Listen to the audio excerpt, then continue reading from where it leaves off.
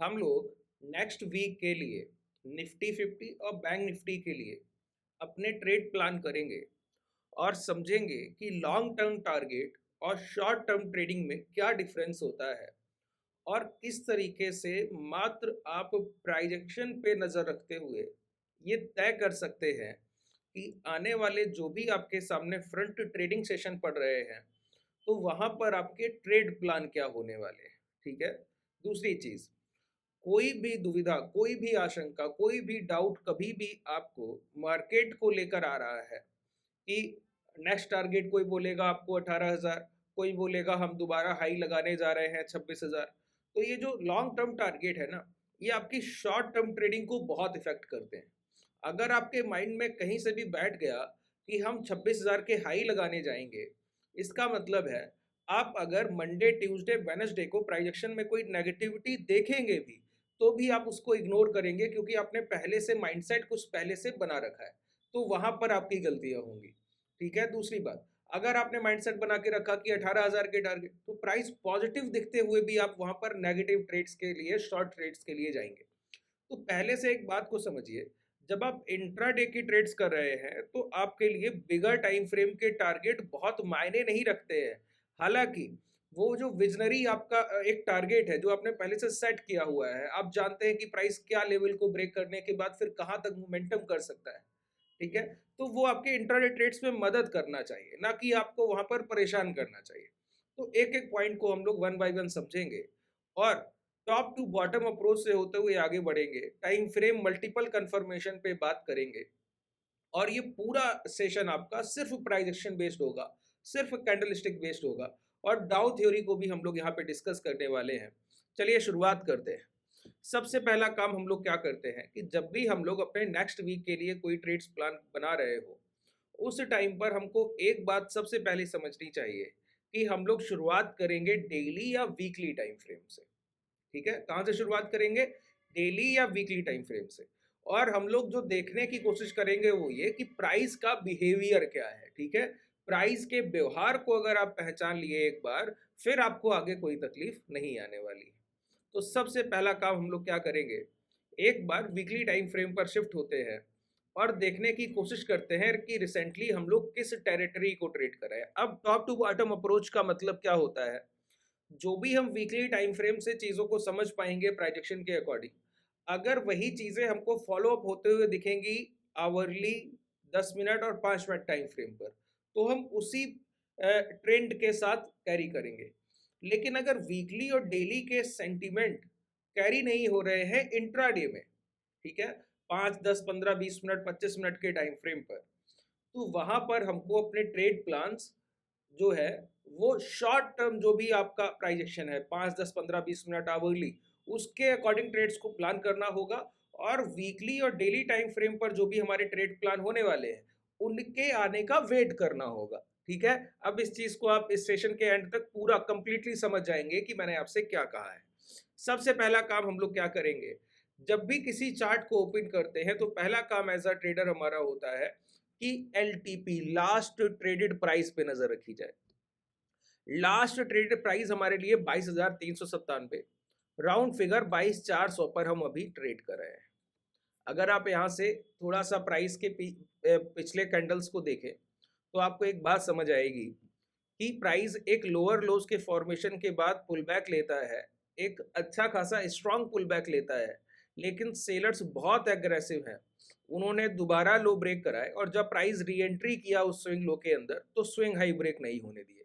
इसका मतलब है अभी निफ्टी 50 के प्राइजेक्शन में bigger time frame, daily time frame, weekly time frame, ऐसे बिगर टाइम फ्रेम, 4 घंटे के टाइम फ्रेम, यहाँ पर अगर आप लॉन्ग की पोजीशंस किसी भी बाइंग सेटअप पर बनाएंगे कि प्राइस ने लिक्विडिटी स्वीप किया है या लास्ट कैंडल का हाई ब्रेक किया है, ठीक है, तो अगर आप किसी बिगर टाइम फ्रेम पर इसको ट्रेड करने की कोशिश कर रहे हैं कि 4 घंटे या डेली टाइम फ्रेम पर आपने पोजिशनल लॉन्ग ट्रेड्स की हैं, तो वो आपका यहाँ पर सिर्फ ट्रैपिंग होगा। बिगर टाइम फ्रेम का जो सेंटीमेंट है वो अभी आपको वीकली टाइम फ्रेम पर नेगेटिव दिखता है और वो क्लियरली शो ऑफ करता है कि प्राइस जब तक कि किसी बिगर स्विंग हाई के अबव की क्लोजिंग नहीं करेगा तब तक आप प्राइस के निफ्टी 50 के सेंटिमेंट को पॉजिटिव नहीं मान सकते। जैसे कि अब हमें प्राइस को निफ्टी के बॉटम को आउट करने के लिए, बॉटम आउट अगर निफ्टी का समझना होगा, तो उसके लिए हमको कंफर्मेशन क्या चाहिए, कोई बड़े टाइम फ्रेम का स्विंग हाई ब्रेक होना।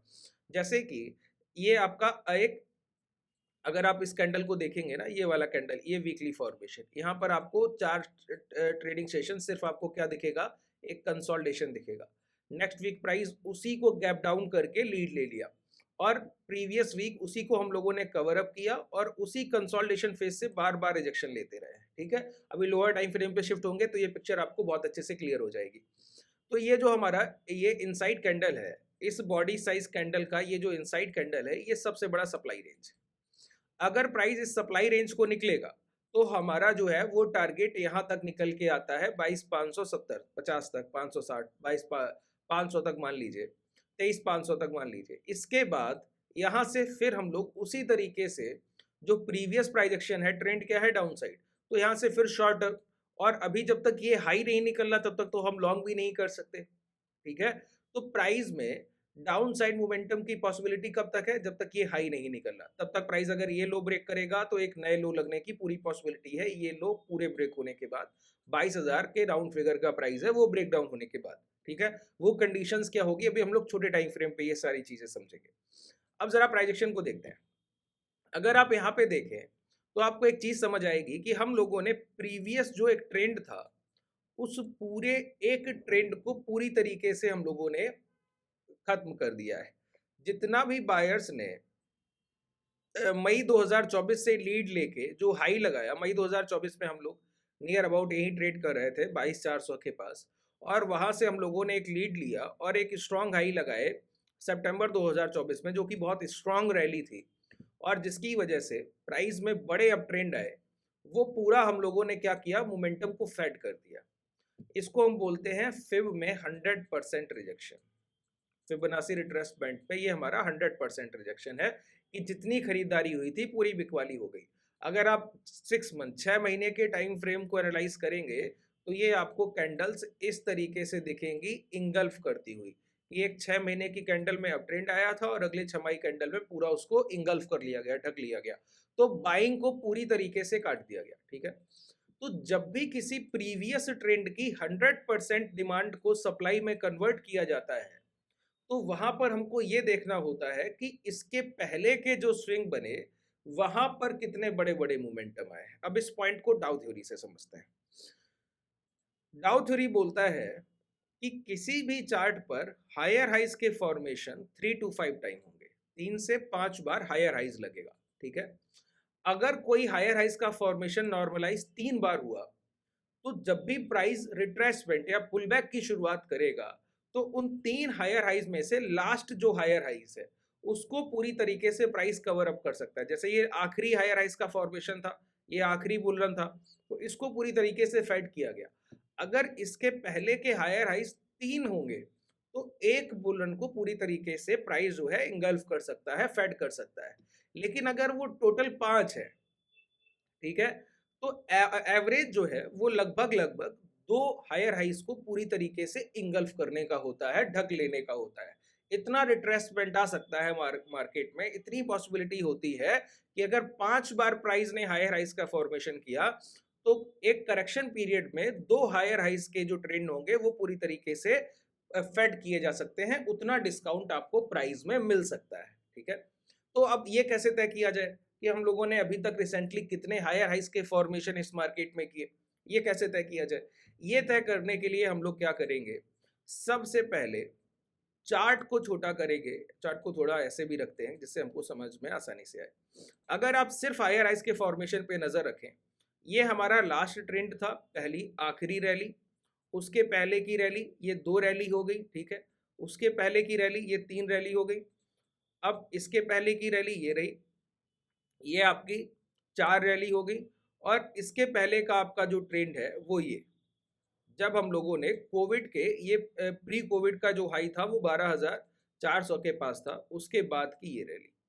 तो आप देख रहे हैं कि हम लोगों ने टोटल जो हायर हाइज के फॉर्मेशन किए वो 5 किए, 1 2 3 4 5। और देखिए जब भी डाउ थ्योरी क्या बोलता है कि पहला मोमेंटम उतना एग्रेसिव नहीं होगा, पहला और उसके बाद लास्ट, ठीक है? ये बीच के मीडिएटर जो मोमेंटम है, इसमें तीसरी या चौथी रैली एग्रेसिव हो सकती है, बाकी नहीं, ठीक है? तो पहला और आखिरी मोमेंटम में सबसे जब प्राइस टॉप लगाने जाता है, तब मोमेंटम सबसे एग्रेसिव होता है, और जब प्राइस चलने की शुरुआत करता है, वो मोमेंटम बहुत एग्रेसिव होता है। उसके बीच की तीसरी रैली या चौथी रैली भी एग्रेसिव हो सकती है, लेकिन वो प्राइस पे डिपेंडेंट है, ठीक है? जो प्राइजेक्शन होगा उसके अकॉर्डिंग होगा। जैसे कि यहाँ पे पहली रैली बहुत एग्रेसिव हुआ, अब उसका करेक्शन बहुत स्ट्रांग हो गया था। जैसे यहाँ से आप देखिए, तो 12,400 से जो हम लोगों ने हाई लगा दिए, वो 18,400 के लगा दिए, ठीक है? तो 6,000 पॉइंट की एक डायरेक्शन, वन डायरेक्शन ट्रेंड मिला। तो उसकी वजह से उसका करेक्शन जो हुआ, वो भी करेक्शन उसका एक अच्छा खासा आपने देखा, 15,400-300 के आसपास के हम लोगों ने लो लगाए वहाँ पे, ठीक है? तो इस वजह से, क्योंकि मोमेंटम हायर साइड लगभग 6,000 पॉइंट का था, उसका करेक्शन भी आपको अच्छा खासा 2,500-3,000 पॉइंट का आसानी से करेक्शन मिल गया, ठीक है? अब इस चीज को समझिए, बहुत ध्यान से आगे बढ़िए। जब प्राइस ने दूसरी रैली की शुरुआत की, तो सिर्फ ये हाई पकड़ पाए। क्यों? क्योंकि करेक्शन बहुत स्ट्रांग था। तो ये दूसरी रैली खत्म होते होते टाइम लग गया। अब ये तीसरी रैली की शुरुआत हुई, तो हाई ब्रेक हुए, तो फिर उसमें कंसोलिडेशन हुआ, प्राइस वाइज करेक्शन नहीं हुआ, ठीक है? तो आपने देखा पहली रैली का जो प्राइस वाइज करेक्शन था, वो दो रैली के बाद पूरी तरीके से खत्म हो चुका था। वो करेक्शन या तो टाइम वाइज हो रहा था, या फिर वो हायर साइड रिट्रेसमेंट ही चल रहा था। वो करेक्शन पीरियड में भी प्राइस को खींचा जा रहा था। इसी को हम बोलते हैं स्ट्रेच, जबरदस्ती की खरीदारी, कि प्राइस में उतनी स्ट्रेंथ नहीं है, उसके बावजूद प्राइस को खींचा जा रहा है। इसीलिए डाउ थ्योरी के अकॉर्डिंग जब पांचवी रैली आ रही होती है, फिफ्थ वेव चल रही होती है किसी प्राइस की, उस समय मार्केट में सबसे ज्यादा होप होता है। प्राइस को गिरने से रोका जाएगा, गिरावट की तरफ प्राइस को नहीं लाने दिया जाएगा, मार्केट को पूरी तरीके से पॉजिटिव रखने की कोशिश होगी, और जितना हो सके रिटेलर्स को अपनी तरफ खींचा जाएगा। ये वही पीरियड है जब आपने मैक्सिमम म्यूचुअल फंड्स में एसआईपीज लोगों को लगाते देखा, सबसे ज्यादा डीमैट अकाउंट्स ओपन होते हुए देखे, आपने बीएसई के शेयर को 500 से 6,000 होते हुए देखा, सीडीएसएल की सबसे बड़ी रैली को आपने वहां पर इंट्रोड्यूस किया। तो वो जो टाइम था ना, वो मार्केट में बिलीव बनाने का टाइम था, कि आपके अंदर भरोसा बैठाया जा रहा था कि जो भी आप खरीदेंगे सब चलेगा, ठीक है? वो जो पांचवी वेव होती है, वो पूरा आपकी होप के लिए बनाई गई। वो पूरी तरीके से आपकी होप पर डिपेंडेंट है कि आगे बहुत बड़ा आपके सामने जो है फ्यूचर बहुत ब्रॉड है। ये देखकर इन्वेस्टर्स वहां पे खरीदारी कर रहे होते हैं। अब आपने देखा कि हम लोगों ने टोटल प्री कोविड के बाद जो हाई थे, पहले जो हाई थे, उनको ब्रेक करने के बाद कुल 5 रैली हम लोगों ने यहाँ पर की। अब इस 5 रैली में ये जो होप रैली थी, इसका तो हमको करेक्शन मिल गया। ये तो पूरी तरीके से डिपेंडेंट किस पे थी? ये पूरी तरीके से डिपेंडेंट थी हाइप पर, कि जो हाइप बनाई गई उसके अकॉर्डिंग। तो इसको हम बोलते हैं बलून बलून रेंज, एक तरीके से, कि ये कोई पैसा नहीं है, ये पैसा पूरी तरीके से बलून की तरफ उठ जाएगा। लेकिन रियल प्राइस कौन सा खरीदारी के लिए हमको मिलना चाहिए? एक अच्छा भाव, जहां पर हम डिमांड के लिए देख सकें। तो इसीलिए हायर हाइस के जब 5 फॉर्मेशन होते हैं, 1, 2, 3, 4, 5, तो ये जो सेकंड लास्ट है, वहां तक का अगर डिस्काउंट मिले, तो ये हमारे लिए सबसे बेस्ट बाइंग अपॉर्चुनिटी होता है, ठीक है? इसीलिए मैंने इतना टाइम लिया आपको प्राइस तक लाने में, कि आप सेंटिमेंट से जुड़ पाए। अच्छा, डाउ थ्योरी को अगर आपको बहुत अच्छे से सीखना है, रिलेवेंट रखना है, तो मैं आपको बहुत चीजें समझा सकता हूँ। हिस्टोरिकल डेटा में मैं आपको डाउ का बहुत 1949 से लेकर 1960 तक की रैली, 1960 से 1970 तक का वो पुल बैक, फिर 1972 के बाद के मोमेंटम, ठीक है? फिर उसके बाद 2000 से लेके 2003 तक का करेक्शन, जब 1990 से सबसे बड़ा 2000 तक का मोमेंटम आया, 1993 से लेके, वो उसको आईटी बबल बोलते हैं। वो सब में 5 रैली ये आपको कॉमन दिखेगी। आप देखिएगा, तो वो 5 रैली, ये जो 5 वेव है ना, वो आपको कॉमन दिखेगा। अब मार्केट में जब रिटेलर्स का, इन्वेस्टर्स का भरोसा टूटता है ना, उस टाइम पर प्राइस बॉटम आउट हो रहा होता है। और वही इसीलिए सेकंड लास्ट, ये लास्ट होप होती है। अगर यहां तक भी कई लोगों ने अपने पोर्टफोलियो होल्ड किए होंगे, अगर यही प्राइस अब बॉटम लगाने आ जाए 19,800 या 19,400, तो आप ये समझ लीजिए कि जो लोग यहाँ नहीं बेच रहे हैं, वो भी अपने पोर्टफोलियो यहाँ बेच के चले जाएंगे, ठीक है? वो last time, last last opportunity buying का होता है। और मैं आपको बोलता हूं, इस मार्केट में पोर्टफोलियो हम लोग नहीं कभी सेल करते सर। वो पोर्टफोलियो हमारा वेल्थ है, ठीक है? उसके करेक्शन आएंगे, फिर मोमेंटम आएगा, फिर वो बड़ी वेल्थ बनाएगा, फिर एक करेक्शन आएगा। आपको क्या करना होता है कैपिटल एलोकेशन सही करना होता है, आपको शेयर्स सही खरीदने होते हैं, सही जगह पर अपना पैसा प्लॉट करना होता है, ठीक है।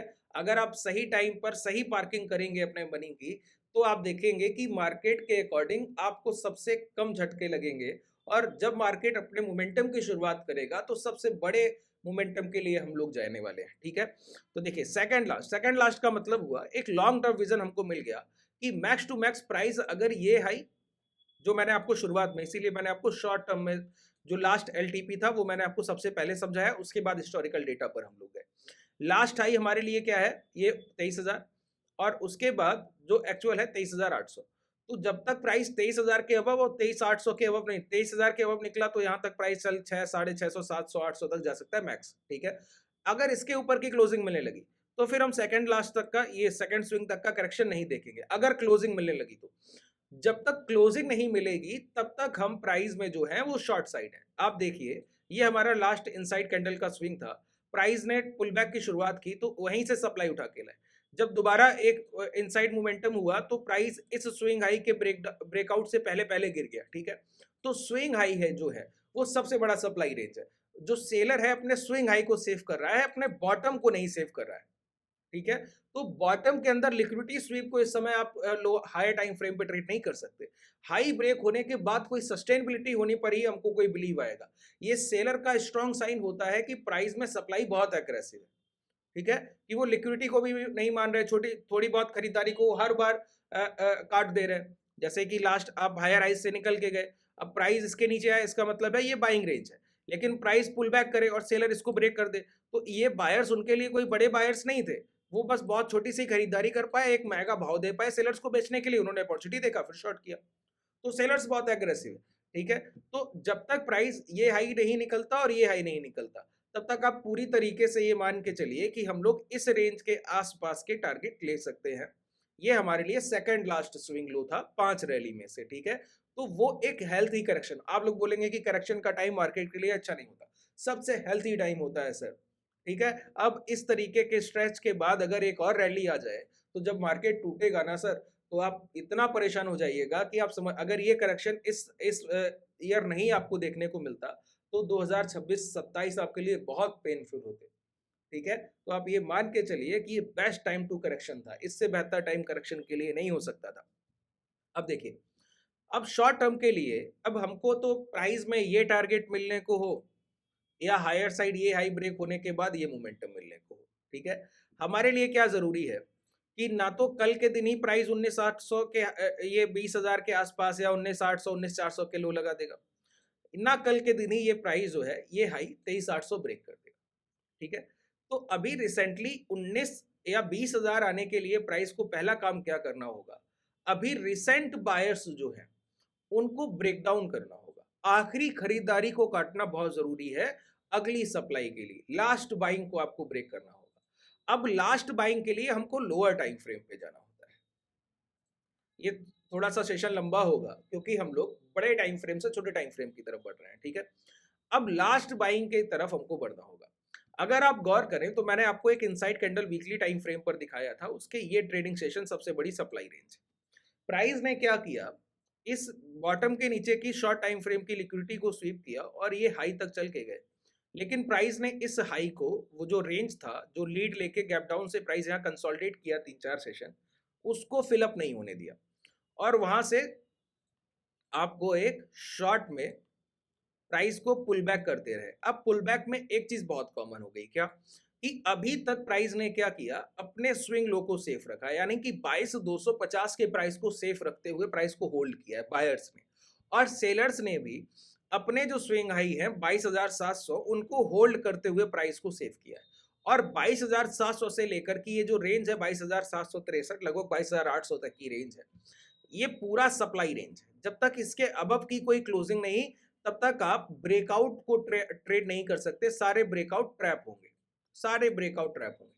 अब बायर्स यहाँ पे क्या प्राइजेक्शन, किस बिहेवियर को ट्रेड कर रहे हैं, जरा वो लोअर टाइम फ्रेम पे जाके हमको समझना होगा, 5 और 10 मिनट के टाइम फ्रेम पे। अगर आप बायर्स के बिहेवियर को यहाँ समझने की कोशिश करें तो एक चीज आपको बड़ी कॉमन दिखेगी, मैं आपको बताऊं कि प्राइस क्या कर रहा है, अपने प्रीवियस डे हाई या फिर प्रीवियस डे हाई के अबव से लिक्विडिटी उठाता है और फिर नीचे तक चल के आता है। तो सेलर्स के ऑर्डर एग्जीक्यूट कराता है और स्विंग लो को सेफ रखता है। क्या काम कर रहा है कि प्रीवियस डे हाई या प्रीवियस डे हाई के अब पिछले दिन का जो हाई लग गया वो या उसके हाई के अब प्राइस चल के जाता है और वहां से लिक्विडिटी को उठाता है। ठीक है, जो भी सेलिंग के ऑर्डर है, क्योंकि ये एक सप्लाई रेंज है, तो उस सेलिंग के ऑर्डर्स को वीक करने के लिए, अब किसी एक 100 रुपए के भाव पर आपके 1 लाख ऑर्डर पड़े हैं सप्लाई के, प्राइस बार बार 100 रुपए पे आके 98 रुपए आ जाए, इसका मतलब है जो 1 लाख के ऑर्डर है उसमें 30,000 पहली बार में एग्जीक्यूट हो जाएंगे, फिर दूसरी बार में, फिर तीसरी बार में, ऐसे सेलिंग एग्जीक्यूट होती रहे, लेकिन 98 को हम 98 के प्राइस को ब्रेक ना होने दें। तो इसका मतलब है बायर 98 के आसपास जितना भी आप बेचते हैं, जब तक वो प्राइस 98 आता है उतना पूरी क्वांटिटी खरीद लेता है जितना आपका यहाँ पर क्वांटिटी सेल हुआ, तो प्राइस को दोबारा पुल बैक के लिए तैयार कर देता है। ठीक है, अगर कभी भी आपकी ये 1 लाख की क्वांटिटी खत्म होते होते ये 98 का प्राइस कट जाए तो डाउन साइड मोमेंटम की शुरुआत। अगर 98 के बायर्स इतना यहाँ बाइंग करते रहें और स्विंग लो को सेफ रखें और इसके वो क्लोजिंग कराने लगे, तो जो भी अब अगली सप्लाई रेंज होगी वहां तक के हमको टारगेट मिलेंगे। बात क्लियर हुआ? वही, इसको हम बोलते हैं रेंज ट्रेडिंग। ठीक है, रेंज, क्योंकि हमारे जो ट्रेड प्लान है वो नेक्स्ट वीक के लिए, ना कि नेक्स्ट मंथ के लिए हम लोग पूरा कर रहे हैं। ठीक है, अब इसी चीज को समझिए, हम लोगों ने हायर डायरेक्शन कोई अपने टारगेट प्लान नहीं किए। 23,000 जब तक नहीं निकलेगा तब तक हायर डायरेक्शन हमारे कोई ट्रेड प्लान नहीं है, ना लॉन्ग टर्म के लिए, शॉर्ट टर्म के लिए हो सकते हैं, तो वो अभी हम लोग देखे ले रहे हैं। जब तक प्राइस में कोई चेंज नहीं आएगा तब तक नहीं। बॉटम के पास लॉन्ग किया जा सकता है, टॉप के पास कभी हम लोग लॉन्ग की पोजीशंस ब्रेकआउट की ट्रेड ही नहीं करेंगे। ठीक है, अब समझिए यहां पे प्राइस ने क्या किया, गैप डाउन किया और गैप डाउन के बाद हायर हाइज लगाते हुए डायरेक्ट प्राइस चल के गया और चलने के बाद डे हाई के पास की क्लोजिंग किया। नेक्स्ट डे प्राइस ओपन होता है डे हाई के अब, पहली ही कैंडल प्रीवियस डे हाई के अंदर की क्लोजिंग देती है, रिटेस्ट मोमेंटम। प्राइस ने क्लोजिंग के टाइम पर फिर मोमेंटम करके near by day high close किया। Next session price gap up करता है और उसी डे हाई के पास से पहली कैंडल स्ट्रॉन्ग पुल बैक लेता है, प्राइस उसी को रिटेस्ट करने जाता है और मोमेंटम। ठीक है, तो ये जो प्राइजेक्शन है ये क्या बता रहा है कि सेलर्स से उनकी क्वांटिटी बिकवाई जा रही है। जैसे यहाँ पे प्राइस ओपन हुआ, प्रीवियस डे हाई के ऊपर गए, दोबारा अंदर क्लोज किया, डे हाई के बाद मोमेंटम। ठीक है, लेकिन प्राइस क्या कर रहा है, अपने स्विंग लो को सेव किए हुए 22,200 को ब्रेक नहीं होने देता। सबसे बड़ा डिमांड एरिया इसका यही है। अगर कभी भी निफ्टी 50 का प्राइस नेक्स्ट वीक में 22,200 के अंदर 15 मिनट की कैंडल की क्लोजिंग करे और उसके ब्रेकडाउन करने लगे, प्रॉपर ब्रेकडाउन, प्रॉपर ब्रेकडाउन समझते हैं? प्रॉपर ब्रेकडाउन का मतलब हुआ कि बॉडी साइज कैंडल 15 मिनट की 2 मिनट के टाइम फ्रेम पर पुल बैक, फिर उसके लो ब्रेक, तो हम लोग सेल ऑन राइज की तरफ बढ़ जाएंगे। प्राइस दोबारा से जो हम लोगों ने 20,000 और 19,500 के टारगेट दिखाए हैं कि सेकंड लास्ट स्विंग लो तक पॉसिबिलिटी होती है प्राइस के आने की, ये कब तक वैलिड है? जब तक प्राइस 23,000 के अबव की क्लोजिंग ना करने लगे, तब तक। ठीक है, अगर 23,000 के अबव की क्लोजिंग करने लगा तो फिर हम लोग हायर हाइस की तरफ दोबारा निकल जाएंगे, जो कि बहुत मुश्किल है। प्राइस 23,000 के अबव की क्लोजिंग करने से पहले अगर 19,000 नहीं जाना चाहता है तो उसके लिए एक उसके पास और अपॉर्चुनिटी क्या है प्राइस के पास, कि वो टाइम वाइज करेक्शन में चला जाए। यही 22,000 का रेंज बना ले, 23,000 के बीच का रेंज बना ले, 1000 पॉइंट का निफ्टी, और इसको 2-3-4 महीने तक ट्रेड करता रहे, कम से कम 1-1.5 महीने तो मिनिमम ट्रेड करे। इससे क्या होगा, इस टाइम वाइज करेक्शन से जो डाउन साइड मोमेंटम है वो फेड हो जाएगा। तो और कंसोलिडेशन में बायर्स मार्केट को दोबारा जोड़ने लगते हैं, इन्वेस्टर्स दोबारा मार्केट की तरफ आने लगते हैं और खरीदारी होती है, प्राइस अपना बेस अच्छा बना लेता है। ठीक है, तो अगर इसी रेंज में मार्केट ट्रेड करता रहे, ये सबसे बेहतर होगा प्राइस के लिए, निफ्टी 50 के लिए भी। ठीक है, तो देखिए अगर ये ब्रेकडाउन हुआ 22,200 का और 15 मिनट की कैंडल क्लोज किया, तो 2 मिनट के टाइम फ्रेम पर पुल बैक और उसके 5 मिनट के टाइम फ्रेम पर लो ब्रेक, तो वहां पर आप लोअर लोस की तरफ बढ़ जाएंगे। ठीक है, और जब तक प्राइस ये हाई नहीं निकाल रहा है 22,700 22,800 के, तब तक आप ब्रेकआउट को ट्रेड नहीं करेंगे। पहली चीज ये समझ लीजिए, ब्रेकआउट होने पर तो ट्रेड अपॉर्चुनिटी देखना ही नहीं। कब देखना है? जब प्राइस अपने प्रीवियस डे लो या स्विंग लो जो ये लगे हुए इनके पास आकर आपको कोई पुल बैक दिखाए, डब्ल्यू फॉर्मेशन दे, गैप डाउन कर दे, ओपन हो जाए, है ना, पहली कैंडल अंदर क्लोज करे, तो उसी के साथ आप लॉन्ग कर सकते हैं डे हाई के लिए। उससे बड़े प्रीवियस डे हाई से बड़े कोई टारगेट आपको नहीं मिलने वाले। ठीक है, ये हमारे नेक्स्ट वीक के ट्रेड प्लान है निफ्टी 50 के लिए। उम्मीद है आपको पूरा सेशन बहुत अच्छे से समझ आया होगा। हम लोगों ने बिगर टाइम फ्रेम से लेके छोटे टाइम फ्रेम तक के सारे ट्रेड प्लान डिस्कस किए, और इसमें एक चीज जो डिफरेंशिएट, मैंने आपको पहला पॉइंट बोला था सेशन के शुरुआत में कि बिगर टाइम फ्रेम। अब बताइए, अगर 19,400 बाजार जाएगा या 50,000 आए, सॉरी 20,000 आएगा, तो उससे आपको इंट्राडे में क्या मिलने वाला है? इंट्राडे के जो भी ट्रेड प्लान होंगे वो उसी रेंज के अकॉर्डिंग होंगे, अभी रिसेंट प्राइस एक्शन के अकॉर्डिंग होंगे। बस ये है कि जब भी 22,000 या 22,200 ब्रेक होने लगेगा तो ये समझ आ जाएगा कि डाउन साइड मोमेंटम की पॉसिबिलिटी कितनी है। तो 100, 150, 200 पॉइंट के लिए निफ्टी 50 के लोअर लोज के फॉर्मेशन में हम छोटे टाइम फ्रेम 5 और 10 मिनट के टाइम फ्रेम पे ट्रेड को राइड करेंगे। ठीक है, अगर हमको पता ना हो कि डाउन साइड ओपन प्राइस कितना है, कि 1500, 1000 पॉइंट का मोमेंटम है, तो अगर पता ना हो तो हम ये कभी नहीं कर सकते कि 200-250 निफ्टी 50 के ट्रेंड, डायरेक्शनल ट्रेंड को हम राइड कर पाए। ये हमको मिलता है बड़े टाइम फ्रेम के प्राइजेक्शन से। ठीक है, और प्राइजेक्शन जो भी सेटअप हम लोग ट्रेड करेंगे, किस प्राइजेक्शन को ट्रेड करेंगे, वो तय करेगा लोअर टाइम फ्रेम का प्राइजेक्शन, जो रिसेंटली कि डे हाई के पास से सप्लाई, बॉटम के पास से डिमांड। ठीक है, उम्मीद है आपको बेहतर तरीके से ये सेशन समझ आया होगा। अगर कोई भी डाउट रह गया हो तो नीचे कमेंट सेक्शन में बताइएगा। अगर आप हमसे जुड़ना चाहें तो डिस्क्रिप्शन में आपके पास कॉन्टैक्ट डिटेल है, टेलीग्राम व्हाट्सएप कम्युनिटी का लिंक है, और एप्लीकेशन का लिंक भी आपको डिस्क्रिप्शन में ही मिल जाएगा। ये जो डीमेट मैं यूज कर रहा हूँ, ये धन का डीमेट है, इसका लिंक भी आपको डिस्क्रिप्शन में मिल जाएगा। धन्यवाद।